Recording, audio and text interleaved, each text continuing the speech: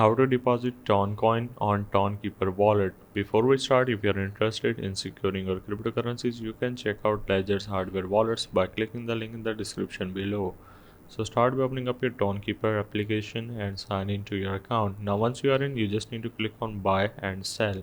Now as you can see on the top, we have options to purchase our Toncoin. You can select any one of these third-party payment methods. So let's go with the option of credit card. So simply click on it and then click on open. Now once you click on open, this is going to open up a new window where there will be options to enter all of your details. Now if it is not available in your region, you can go with any other payment method.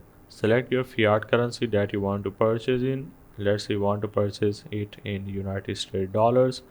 So let's go with the 100 as an example and then click on buy now option. Then you need to enter your phone number and then click on continue. Now once you are done, you just need to enter your details like your bank or card, and then you need to proceed further to purchase your Ton coin, and you will gonna receive right on the top of your screen. Hope this helped. This is how you can deposit Ton coin on Tonkeeper Wallet.